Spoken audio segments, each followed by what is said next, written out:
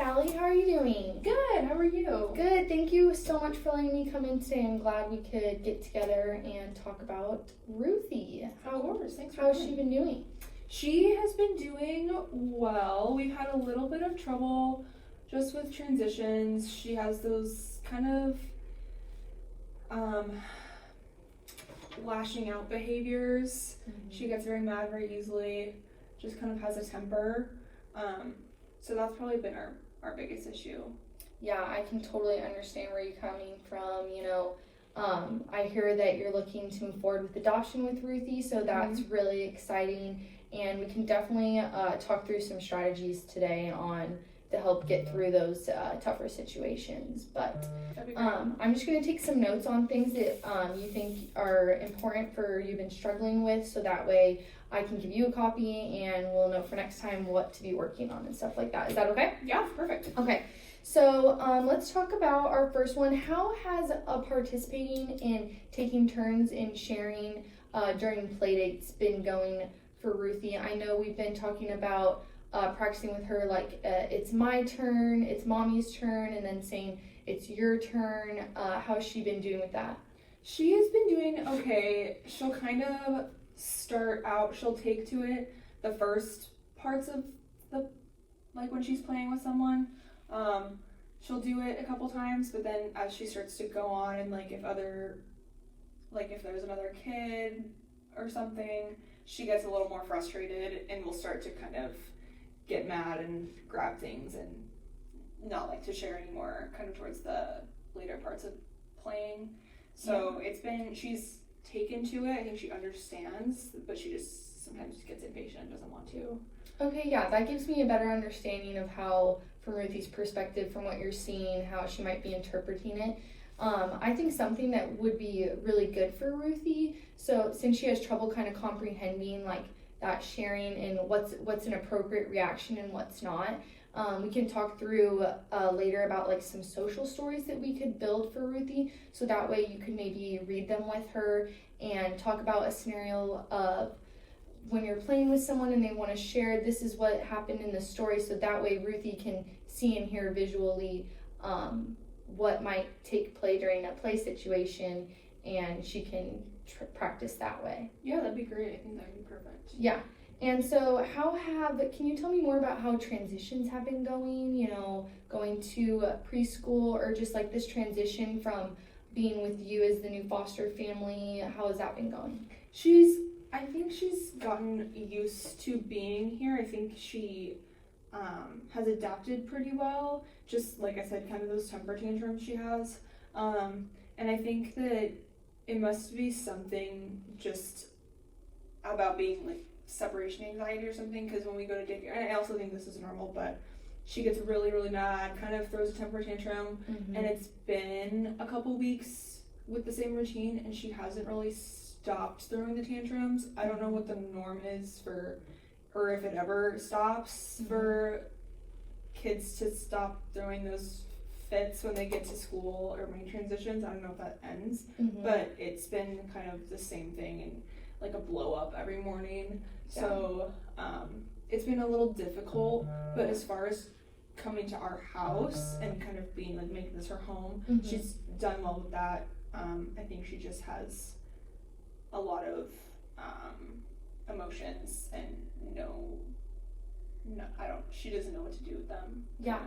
Well, I'm really glad to hear that the transition to your home has been going really well, and I definitely have some ideas that we can try and implement for Ruthie to try and make those transitions to going to school and stuff a little bit easier.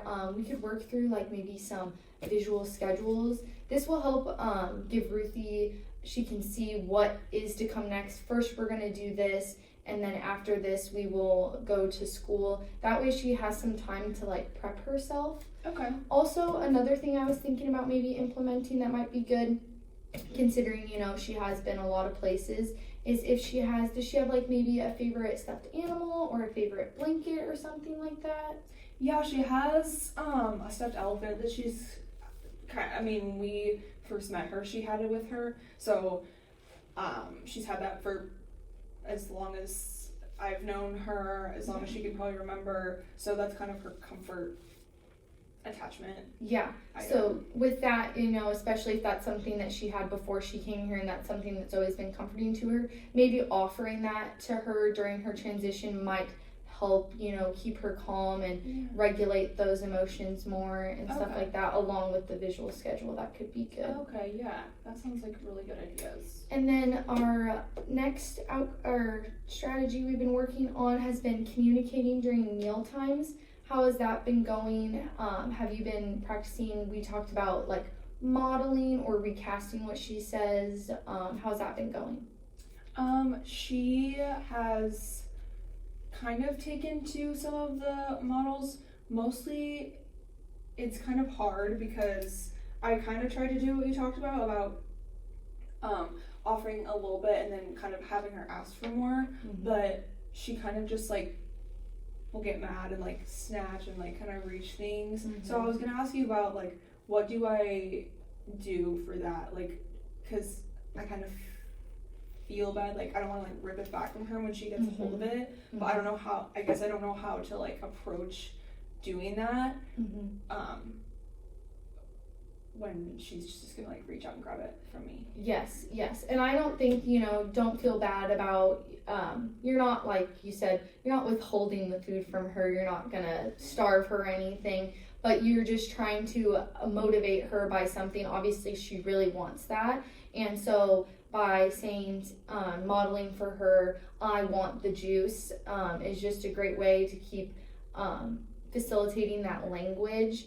And, it's going to be rougher in the beginning, but eventually she knows that she's going to have to say that in order to get what she wants, It's not like even when she says it that you're not going to give it to her, but we can, continue working on that and seeing where it goes after our next session.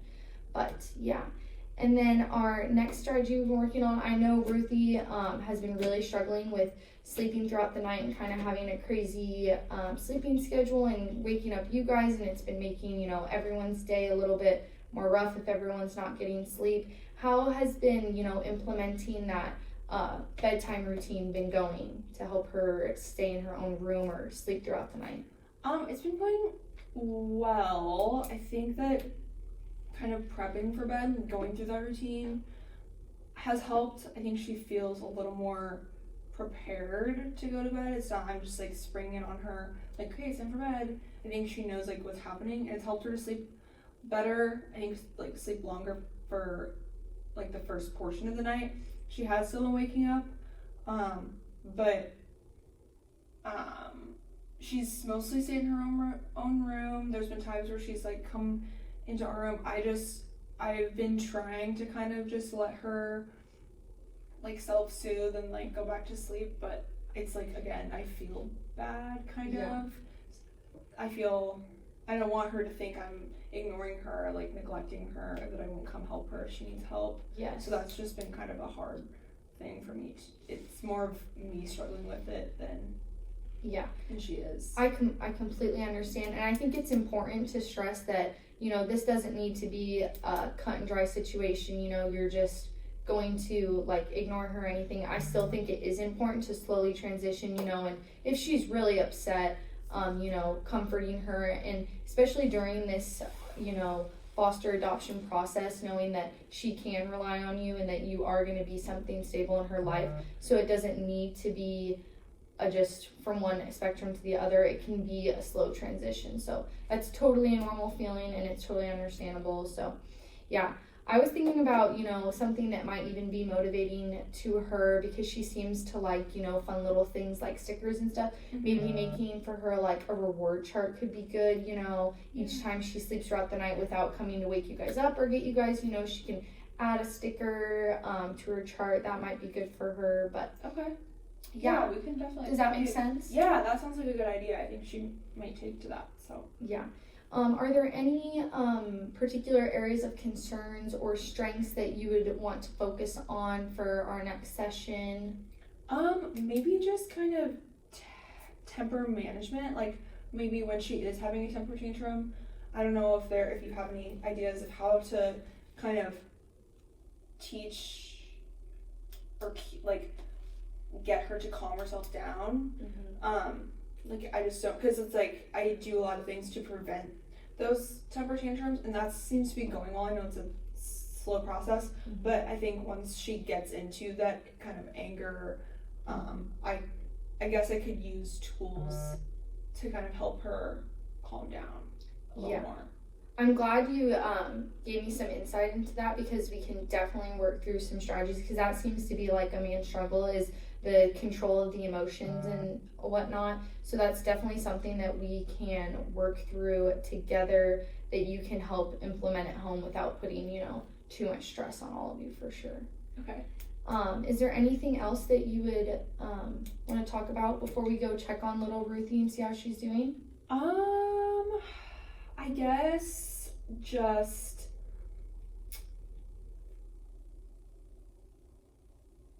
I don't know. I guess my other thing is kind of my biggest struggle is just the mealtime.